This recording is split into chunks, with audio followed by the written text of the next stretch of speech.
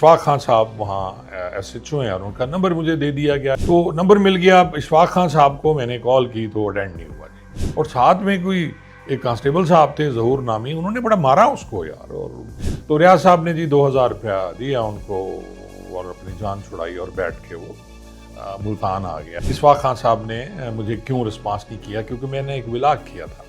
अब नाज़रीन आप ये बताएं कि क्या मैंने गलत किया कि अगर एक बेगुनाह बंदे को उठा के आपने उस पर 1.5 किलो चर्च या जो भी मंशियात डाल दी। वो SHO ने तो फ़ोन सुनना गवारा नहीं किया ना, इन्होंने खैर मेहरबानी की। मुल्तान के थे, लाहौर के नहीं थे, लाहौर वाले तो बिल्कुल नहीं सुनते। कि महक मलिक टाइप टिक टाकर SHO हैं, इन्हें पुलिस की वर्किंग पे अबूर नहीं है और ना ही सीखने की कोशिश करते हैं। इनका जो है टेलीफोन सिर्फ टाउट्स माफिया और अफसरान के सुनने के लिए, क्योंकि वो और टाउट्स जो हैं उनकी कमाई का जरिया हैं।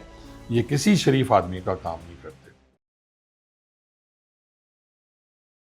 बिस्मिल्लाहिर्रहमानिर्रहीम, अस्सलाम वालेकुम नाज़रीन। आज ईद का चौथा दिन है। 3 दिन होते हैं ईद के। 27 को ईद थी, 27, 28, 29 3 दिन ईद मनाई गई और आज चौथा दिन है। आज कुर्बानी तो जायज़ नहीं है, 3 दिन कुर्बानी होती है। और आप दोस्तों के इल्म में है कि मेरा घर मुल्तान में है। आबाई शहर तो भावलपुर अहमदपुर शिफ्ट किया है, लेकिन अब मुल्तान में मैं ईद मनाता हूँ अपने बच्चों के साथ। और इस दफ़ा भी मैं ईद मनाने के लिए 25 तारीख को लाहौर से रवाना हुआ और उसी दिन फिर मैं पहुँच गया जी मुल्तान। और फिर हमने ईद 27 को जो है 26 को हमने बकरे तलाश किए जी, बकरे बड़े महंगे मिले। और फिर 27 को ईद थी, कुर्बानी की गई। और वैसे बाकी जो चीज़ें होती हैं, रिश्तेदारों से मिलना, दोस्त अहबाब से मिलना, मेरी सेहतयाबी पे जो स्टंट डला मुझे उस पर बहुत से दोस्तों ने मुझसे दुआएं की, मैं उनका भी शुक्रगुजार हूँ। और मेरे अजीज़ व क़ारिब भी मुझे मिलने आए मुल्तान में, क्योंकि हमारे सारे रिश्तेदार तकरीबन भावलपुर, मुल्तान और इस एरिया में, लाहौर में बहुत कम हमारे अजीज़ हैं जी। अच्छा, मैं दोस्तों आपसे ना 2 वाक़यात शेयर करना चाहता हूँ जो मेरे वो जग बीती नहीं, आप बीती है। और ये रिलेटेड है पुलिस से जी। जैसा कि आपको पता है कि पुलिस मुलाज़मीन की मैं हमेशा जो नारी हैं या खाकी हैं, उन पे मैं उनकी बातें करता हूँ। और इसके लिए मैं नूरी मखलूक जिन्हें कहता हूँ, PSP क्लास, उनसे भिड़ता लड़ता भी रहता हूँ। और बाज़ औक़ात मैं बहुत सख्त जुमले भी कह जाता हूँ, जिसके बाद मुझे एहसास होता है कि मुझे ऐसे जुमले नहीं कहने चाहिए नाज़रीन, क्योंकि मुझे कोई फ़ायदा नहीं है। अब मैं नारियों या नूरियों की बातें करूँ, मैं खाकियों की बातें करूँ, मुझे कतन कोई फ़ायदा नहीं है। बात सिर्फ़ इस्लाह की है। और मैं ये चाहता हूँ कि वो गलतियाँ, कमज़ोरियाँ, कोताहियाँ जो मुझसे हुई, वो अब इनसे नहीं होनी चाहिए। जो ये लोग हैं जिन्हें मैं रैंकर्स कहता हूँ। PSP क्लास तो ख़ैर वो अलहदा उनकी क्लास है, लेकिन वो फिर भी बहुत अच्छे हैं। उनमें सारे एक जैसे नहीं होते। जिस तरह नारियों और खाकियों में भी सारे अच्छे या बुरे नहीं हैं। लेकिन अब हालात ये हो गए हैं नाज़रीन कि मैं आज आप लोगों से ये शेयर करना चाहता हूँ कि SHO साहबान जो हैं, अब मौजूदा जो रजीम आई है, जो यंगस्टर SHO हैं, जो सब इंस्पेक्टर हैं या इंस्पेक्टर भी हैं, उन्हें खुदा का शुक्र अदा करना चाहिए कि इतनी जल्दी उन्हें प्रमोशनें मिली। और ये सारा क्रेडिट डॉक्टर उस्मान अनवर साहब को जाता है, जिन्होंने धड़ाधड़ प्रमोशनें दी, लेकिन इनकी ट्रेनिंग ना कर सके। प्रमोशनें तो इन्हें मिल गई, लेकिन इनकी वो है ना, मस्जिद तो बना दी शब भर में माँ की हरारत वालों ने, मन अपना पुराना पापी था, बरसों में नमाजी बन ना सका। तो इन्हें इनकी ट्रेनिंग का इनका फुकदान जो है अब सामने आ रहा है। और आप देख लें कि लूट मार, लोगों से रिश्वत लेना, मनशियात फरोशी का काम, ये सारा छोटे मुलाजमीन कर रहे हैं। और बड़े मुलाजमीन जो हैं, जो अफसरान हैं, मुलाजमीन तो मैं नहीं कहूँगा, अफसरान हैं, वो उन्होंने भी आंखें बंद कर ली हैं। और शायद उनकी कमाई का ज़रिया, या उनसे डरते हैं ये कि फ़ोर्स में उनके ख़िलाफ़ कोई ऐसी बात होगी जो कि हमारे दौर में नहीं था। नाज़रीन, इतनी तमहीद मैंने बांधी कि 2 वो मैं अब आपको सुना देता हूँ अपनी आप बीतियाँ जी। पहली आप बीती मेरी है जी कि जब मैं रवाना होता हूँ लाहौर से, तकरीबन 1 डेढ़ बजे मैं वहाँ से रवाना हुआ। और फैमिली थी साथ जी, मेरे बेटे थे सफ़ी ख़ान, और हम लोग रवाना हुए। तो मेरा जो मुलाज़िम है, जो हमेशा मेरे पास होता है, उधर ड्राइवर भी है, वो कुक भी बहुत अच्छा है, रियाज़। जो रियाज़ अहमद साहब हैं जी, ये इनको हमने कहा रियाज़ के आपको वो करा के देते हैं जी हम उबर, और आप फैसल मूवर के अड्डे पे चले जाएँ और वहाँ जाके आप जो गाड़ी लें मुल्तान की और आ जाएँ, एयर कंडीशन गाड़ी जो होती है जी। अब रियाज़ वहाँ से रवाना होता है जी, घर से हम लोग पहले रवाना हो गए। और रास्ते में फिर मुझे रियाज़ की कॉल आती है कि जी मुझे ना फैसल मूवर के अड्डे पे कुछ पुलिस मुलाजमीन ने रोका हुआ है और वो कहते हैं जी आप दिखाएं अपना शनाख्ती कार्ड भी दिखाया, उन्होंने चेकिंग भी की। अब कुछ नहीं था, रियाज जो है वो जब बच्चा था 12-14 साल का मेरे पास आया है। मुलाजमीन मेरे पास हमेशा जो हैं वो बड़ी देर तक रहते हैं अल्हम्दुलिल्लाह, क्योंकि मैंने उन्हें कभी अपना मुलाजिम नहीं समझा, अपने बच्चों की तरह रखा है। अब रियाज साहब जो हैं उनसे कागजा वो मांगे गए, शनाख्ती कार्ड उसने दिखा दिया। अब उनका जो वो साहब थे, जो भी पुलिस मुलाजमीन थे, उनका रवैया कुछ इस तरह का था, इसने मेरा भी बताया, लेकिन उन्होंने वो नहीं सुनते जी। जब मौके के अफसर होते हैं, ये रैंकर खड़े होते हैं नाकाबंदियों पे, या आपके मुहाफ़िज़ कार्ड है, अब उसे नहीं पता कि मुहाफ़िज़ कार्ड के थे, उसे नहीं पता जो मुतलका थाना है, उसकी जो ड्यूटी है, उस पे थे।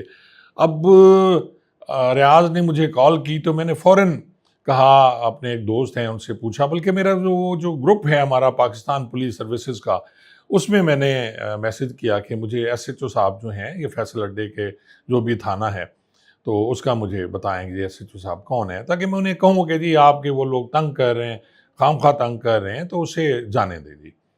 अब मुझे पता चला जी इशफाक खान साहब वहाँ एसएचओ हैं और उनका नंबर मुझे दे दिया गया। ये जो हमारा ग्रुप है पाकिस्तान पुलिस ग्रुप, इसमें पूरे पाकिस्तान से जो अफसरान हैं, मुलाजमीन हैं, छोटे मुलाजिम हैं, बड़े मुलाजिम हैं, यानी कांस्टेबल से लेके एसपी साहबान जो हैं हमारे रिटायर्ड हैं और हाजिर सर्विस हैं, बलूचिस्तान के, आज़ाद कश्मीर के, और इसी तरह सिंध के, जो हैं इस्लामाबाद के, ये सारे मुलाजमीन हैं हमारे, जो अफसरान और छोटे मुलाजमीन।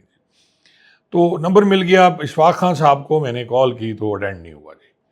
फिर मैंने उन्हें एक मैसेज छोड़ा, मैंने अपना मैसेज, अपना नाम लिखा और मैंने कहा जी कि मैं अजीज़ुल्लाह खान हूँ जी, और मैं रिटायर्ड डीएसपी हूँ, आप मुझे कॉल करें। उनके 2 नंबर्स थे मेरे ख़्याल में, तो नहीं 1 नंबर था उनका, एक मैंने अपने 2 नंबरों से कॉल की कि शायद मेरा जो कोई एक नंबर है उससे वो अटेंड नहीं कर रहे। तो उन्होंने जी कोई रिस्पॉन्स नहीं किया इशफाक खान साहब ने, जो एसएचओ हैं, और वो फ़ोन सुनना भी उन्होंने गवारा नहीं किया, ना ही उनकी कॉल बैक आई। मैंने ये लिखा दिया आप मुझे कॉल कर लें अगर बिज़ी हैं, तो इमरजेंसी है, इस तरह मैंने ये नहीं बताया कि मेरा मुलाजिम फंसा हुआ है। उसके बाद रियाज को जब मुझे कोई रिस्पॉन्स नहीं मिला, अब इस छोटे से काम के लिए मुझे बताया, मैं डीएजी ऑपरेशन को तो ना कहता, हालांकि वो बड़ी मेहरबानी करते हैं फैसल कामरान साहब, डीएजी जो इन्वेस्टिगेशन है वो मेहरबानी करते हैं, लेकिन बाकी भी अफसरान जो हैं पीएसपी हैं, लेकिन वो हमेशा मेरा उन्होंने रिगार्ड किया है। लेकिन यहाँ एसएचओ साहब मेरे काबू नहीं आए, और फिर मैंने रियाज को कहा यार जो भी मांगते हैं इन्हें दे दे। तो रियाज साहब ने जी 2000 रुपया दिया उनको और अपनी जान छुड़ाई, और बैठ के वो मुल्तान आ गया। एक तो ये था। फिर मुझे पता चला कि जी इशफाक खान साहब जो हैं ये वो हैं, जब ये फैक्ट्री एरिया में लगे हुए थे तो इनके माताद 2 सब इंस्पेक्टर, एक जो इमरान अज़हर हैं, इमरान अशरफ हैं, और मुलाजमीन ने नुमान नामी एक बंदे को पकड़ा और उस पर इन्होंने 1.5 किलो चर्स डाल दी। इमरान अशरफ ने चर्स डाल दी, फिर इंक्वायरी हुई और उसमें वो बेगुनाह साबित हुआ। डीएसपी साहब ने पहले तफ्तीश की, पर्चा उन्होंने कहा जी ये बेगुनाह है, तो उस बेचारे की नमान राठौर नाम है जी उसका, तो उसकी ज़मानत हुई, और उसके बाद आज तक वो है, भाग रहा है। जो है वो सब एजेंसियों ने लिख दिया, एंटी करप्शन में उसने दरख्वास्त दी, कोई उनका कुछ नहीं कर सका, और अब भी इमरान अशरफ और इमरान अज़हर जो हैं वो उसी तरह मुलाजमत कर रहे हैं, बावजूद कि एक बेल पे है और दूसरा इमरान अज़हर जो है उसका कोई कुछ नहीं कर सकता, क्योंकि पकड़ा इमरान अज़हर ने था और जो कार्रवाई है वो इमरान अशरफ ने की थी और बाकी कांस्टेबलान ने। वो इंक्वायरी रिपोर्ट्स भी हैं मेरे पास, सारी मुझे भिजवाई गई हैं। तो फिर मुझे अंदाज़ा हुआ कि जी इशफाक खान साहब ने मुझे क्यों रिस्पॉन्स नहीं किया, क्योंकि मैंने एक विलाग किया था। अब नाज़रीन आप ये बताएं कि क्या मैंने गलत किया कि अगर एक बेगुनाह बंदे को उठा के आपने उस पर 1.5 किलो चर्स या जो जो भी मंशियात डाल दी, और उसके बाद साबित हुआ, सीसीटीवी फुटेज मौजूद है कि उसे एक होटल से उठाया जा रहा है और उस वक्त उसके पास कुछ नहीं है, और फिर वकूआ कहीं और फैक्ट्री एरिया का कहीं और का बताया गया, अब एग्जैक्ट मुझे जगह याद नहीं है। काफ़ी दिन पहले मैंने ये ब्लॉग किया था। फिर इस पर जो है यासिर शामी ने भी बड़ा शोर मचाया और उसने पूरी स्टोरी सुनाई कि किस तरह ये जाके पेश हुआ डीजी एंटी करप्शन के सामने। फिर उन्होंने कॉल की, एक हमारी जो एएसपी थी अभी एसपी हो गई हैं और उनकी सारी सर्विस लाहौर की है, वो उनके पीछे थी और उन्होंने अभी तक बचाया हुआ है। और डीएजी ऑपरेशंस भी इसमें जो हैं वो मुझे नाकाम नज़र आते हैं, उनके खिलाफ कोई कार्रवाई नहीं हुई। मैं हैरान हूँ कि अब उनके पास क्या गिदड़ सिंगी है। हालांकि इशफाक के ख़िलाफ़ ये लिखा गया था कि इसकी कमज़ोर सुपरविजन थी, हालांकि मैं ये समझता हूँ कि थाने पे एसएचओ की मर्जी के बगैर पता भी नहीं हिलता जी। और वो अब मैं इस पे और कोई डिस्कस नहीं करता।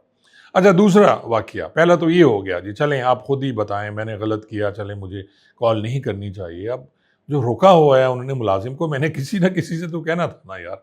अब मैं अपने बच्चे को जो मेरे पास रहता है उसे मैं कैसे छोड़ देता? आप खुद इसका फैसला कर लें, अगर मैं गलत हूँ तो फिर मुझे बता दें। अच्छा, दूसरा फिर होता है जी कि ईद की जो अगले दिन ईद है 26 तारीख की शाम को, तो हमारे यहाँ वो जो ख़वातीन काम करती हैं घर में आके, घर काफ़ी बड़ा है माशाअल्लाह, तो उसमें वो काम करती हैं। तो एक परवीन नामी ख़ातून है, मैं उन्हें बेटी समझता हूँ अपनी। उनका जो है वो इस घर में आती हैं और अरसा कोई 15-16 साल से वो इस घर में काम कर रही हैं। तो मुझे रियाज़ जो है वो बकरे लेने गया हुआ था, तो उसकी मुझे कॉल आई कि जी इस तरह परवीन जो है सर वो देखें कि परवीन के बेटे को पुलिस ने पकड़। मुझे इतना ज़रूर पता था कि इनकी हमसायों से कोई लड़ाई हुई थी, कुछ सैयद हैं साथ बैठे हुए, उनसे इनकी लड़ाई हुई और उसके बाद इनकी सुलह हो गई आपस में, जैसे होता है कोई पर्चा एक हो गया था 337 का हो गया होगा, तो उनकी सुलह भी हो गई, इन्होंने कोई पैसे पैसे दिए और उसके बाद अदालत में बयान भी हो गए। इसने बेल कराई हुई थी ये जो उसका बेटा था जी। अब ये आता है जी भावलपुर से, ये भावलपुर अपनी छोटी बहन के पास होता है जो बैंक में मुलाजिम है। ये वहाँ से आता है और इसे जो लारी अड्डा है उस पे सीतलमाड़ी थाना है, मैं भी न्यू मुल्तान डीएसपी रहा हूँ और सीतलमाड़ी एक थाना है, वो चौकी भी है वहाँ। और इन्होंने अपना पुलिस वालों ने एक सेटअप बनाया हुआ है कि जी जैसे वो जो भी बंदा काबू आता है, इनको माठा बंदा नज़र आता है जैसे दिहाड़ी लगानी हो या वैसे शनाख्ती कार्ड लेके वो चेक करते हैं। तो बदकिस्मती उसकी, अब उसमें इसका कसूर नहीं है, इनकी तो सुलह हो गई, इन्होंने समझा कि हमारी सुलह हो गई, लेकिन वो अदालती मफरूर डिक्लेयर था जी, कोर्ट एब्सकॉन्डर इसको कहा जाता है जी। आ गया वो, उन्होंने शनाख्ती कार्ड डाला और जो भी थंब लगवाया, मुझे इसका नहीं आइडिया कि उसमें क्या इनके पास है, तो उसको उन्होंने पकड़ के बिठा दिया। और साथ में कोई एक कांस्टेबल साहब थे ज़हूर नामी, उन्होंने बड़ा मारा उसको यार और तशद्दुद शुरू कर दिया, पकड़ के उसे चौकी पे ले गए जो थाना सीतलमाड़ी की चौकी है। अब खुशकिस्मती उस लड़के की कि उसका मोबाइल फ़ोन उन्होंने नहीं लिया, मेहरबानी उनकी पुलिस वालों की। वो यही होगा कि जी कॉल करेगा कोई आएगा तो पैसे बनेंगे जी। अब मुझे जो बताया गया कि एसएचओ अंसर साहब हैं, कोई एसएचओ वहाँ, और उनका नंबर फिर मैंने ट्रेस किया जी एसएचओ साहब का और उसी तरह मैंने एसएचओ साहब से कॉल की। नंबर भी मैंने मुहर्रिर चौकी जो था उससे लिया, मैंने उसे अपना इंट्रोडक्शन कराया कि यार इनकी वालदा मेरे यहाँ काम करती हैं और आप मेहरबानी करें इसको छोड़ें। ये मुझे पता है कि ये अदालत में जो वो रिपोर्ट भेजती है कि जी वो अदालती मफरूर नहीं है, वो शायद रिपोर्ट नहीं आई, क्योंकि मुझे उनकी सुलह का भी पता था, मुझे मुदई के बयान का भी पता था, क्योंकि ये मेरे ज़रिए हुआ था। मैंने उन्हें कहा था कि एडवोकेट कौन सा करना है और उसने ये सारा कुछ कराया। अब नाज़रीन एसएचओ का नंबर मिला, मैंने एसएचओ साहब से बात की तो उन्होंने कहा जनाब ठीक है मैं देखता हूँ जी। जैसे स्टाइल होती है जी, उस एसएचओ ने तो फ़ोन सुनना गवारा नहीं किया ना, इन्होंने खैर मेहरबानी की। मुल्तान के थे, लाहौर के नहीं थे, लाहौर वाले तो बिल्कुल नहीं सुनते। तो इन्होंने मुझे कहा जी कि सर मैं देखता हूँ सर। मैंने कहा मुझे जानते हैं आप? कि सर मैं जानता हूँ, आपके व्लॉग देखते हैं आप हमारे बारे में बात करते हैं। अब नाज़रीन वो जो साहब हैं एसएचओ साहब को कोई रिस्पांस ना आया। मैंने कहा था मुझे बता दीजिएगा कि क्या करना है, छोड़ना है नहीं छोड़ना, क्योंकि ये सीतलमाड़ी का अदालती मफरूर नहीं था, थाने सदर का मफरूर था। सदर मुल्तान में, मेरा घर भी सदर मुल्तान में है और ये इनकी जो काम करने वाली बीबी हैं इनका घर भी सदर मुल्तान में है। तो उन्होंने कहा जी ये सदर मुल्तान का है। जब मैंने दोबारा खुद कॉल की तो उन्होंने कहा जी ये सदर मुल्तान का पीओ अदालती मफरूर है, तो हमने तो जनाब उसको दे देना है, मैं नहीं छोड़ सकता है इसको। मैंने कहा यार देख लो, अब मुझे इस छोटे से काम के लिए किसी बड़े अफसर को कहना पड़ेगा। तो उन्होंने कहा जी ठीक है जी, तो एसएचओ साहब हैं जी माशाल्लाह। पर भला हो जी मैंने सीपीओ मुल्तान को अब इतने छोटे से काम के लिए, बिलीव यू मी, और सीपीओ मुल्तान जो हैं डोगर साहब को, मैंने सादिक डोगर साहब को कॉल की उन्हें, और यकीन करें उन्होंने उनको कॉल गई, पहले उन्होंने अटेंड नहीं किया लेकिन फ़ौरी इनकी कॉल बैक आई मुझे। और ये हमेशा जब भी मैंने सादिक डोगर साहब को कॉल की तो उनकी वापस मुझे कॉल आती है, अगर वो बिज़ी हो तो, लेकिन फ़ौरी फ़ोन उठाते हैं। और उन्होंने गपशप की मुझसे और कहा, जी कैसे याद कर लिया, आप तो हमें याद ही नहीं करते, आपके शहर की हमने 3 साल खिदमत की है मुल्तान की। तो मैंने कहा, सर मेरी तबीयत भी ठीक नहीं थी, फिर मैं बाहर रहा हूँ, तो आपसे मुलाकात नहीं हो सकी। मैं जब भी गया इनके पास, उन्होंने बड़ा रिस्पांस दिया और बहुत ज़्यादा रिस्पेक्ट दी, ऑनर करते हैं मुझे जी। तो मैंने फिर उन्हें सारी कहानी सुनाई। उन्होंने कहा, यार डकैती के मुकदमे का तो नहीं है। मैंने कहा, सर लड़ाई का है, लड़ाई हुई है, उसमें सुलह हो गई है, 337 का अदालती मफरूर है और उसको एसएचओ साहब नहीं छोड़ रहे। तो उन्होंने कहा, जी अभी एसएचओ छोड़ देगा। वो 10-15 मिनट बाद जी एसएचओ साहब की कॉल आई। उन्होंने कहा, जी वो जी बंदा लेने कौन आएगा। मैंने कहा, यार एसएचओ साहब थोड़ा सा शर्म ही कर लेते, यही अल्फाज थे। मैंने कहा, यार मैं आप लोगों की खातिर पता नहीं क्या क्या लड़ाइयाँ लेता हूँ और आपको थोड़ा सा लिहाज नहीं था, ये कोई काम है, ये क्यों काम है। मैंने कहा, एक अदालती मफरूर को जो आपके थाने का नहीं है और मैं उसकी गारंटी दे रहा हूँ कि वो बेल करा के मैं उसे पेश करा दूंगा जैसे कोर्ट्स खुलेंगी। ईद की रात है यार, उसकी माँ रोती हुई मेरे घर आई हुई है, तो ये तो छोटा सा काम है। उन्होंने कहा, जी एसएचओ के अख्तियारात महदूद हो गए। तो मैंने कहा, जी एसएचओ के अख्तियारात मुझे बहुत पता है, मैंने बड़ी अच्छी एसएचओशिप की और मुझे पता है कि एसएचओ क्या कर सकता है, क्या नहीं कर सकता। आप किसी भी सीनियर को कहते कि 337 का अदालती मफरूर मैंने फ़लाँ बंदे के कहने पे छोड़ा है, तो आप पे इल्ज़ाम ना लगता, क्योंकि आपके पैसों की बात कहीं नहीं होती। और उसके बाद जी बड़ी मुश्किल से 15-20 मिनट के बाद उसको छोड़ा गया और आप ये देख लें कि 1000 रुपया उससे फिर भी ले लिया गया। वो ज़हूर नामी जो कांस्टेबल था जिसने पकड़ा था, उसकी जेब से 1000 रुपया ले लिया।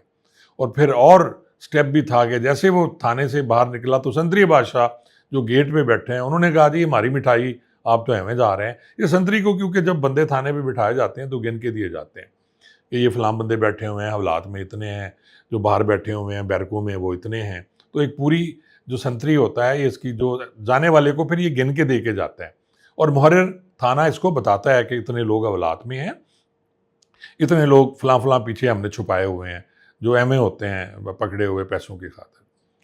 तो संतरी बादशाह ने भी मांगा, उसने फिर मेरा नाम लिया।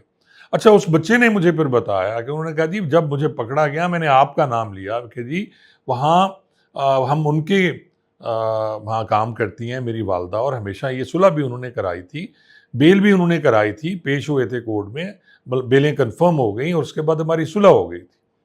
तो अब मुझे नहीं पता कि ये केस जो है किस तरह अब अदालतें खुलेंगी, सोमवार को तो सारा पता चल जाएगा, लेकिन हम बेल भी उसकी करा लेंगे। अगर है तो केस तो ख़त्म हो गया, मुद्दई बयान दे चुका था।